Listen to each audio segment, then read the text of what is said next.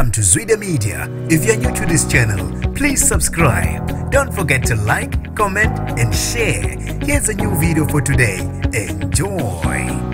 Zimkhalele owesifazane othengele isoka lakhe izinkabi ngoba efuna zeqede ngalo. Nginibingelele ngiphinde nginamukele kuphinda kuphi elandula khona le video. Mangiqala sijonele elikhasi wamwelekele igama lami ngusibonga konke wakandwando mothanda ungangibiza intatheli eka YouTube. Ngizocela usilandele ku Instagram @zwide_med. Ubanjwe oqotsheni owesifazane waseKhimbali obehlela itulo lokusoconga umnyeni wakhe. Uboshelwe eIndian Center khona eKhimbali. Okwamaphoyisa lona owesifazane uqashe izinkabi zabe seziyompimpa wabe esegaxela kanjalo. Ube esekhandelwa itulo lo owesifazane wathunyelwa ngabantu abazenze zona izinkabi babe befika ke emzini wakhe bezozenza abantu abazoqeda ngomkakhe ngenhlamvu. Ube esebanjwa kanjalo wakhalelwa ngamasongo kaSigonyela. Amaphoyisa athi kade lokhu emlandela lo owesifazane obehlela lokhu engazi ukuthi bakhona abantu asebemlandelayo. Kubeka ukuthi uvele namhlanje enkantolo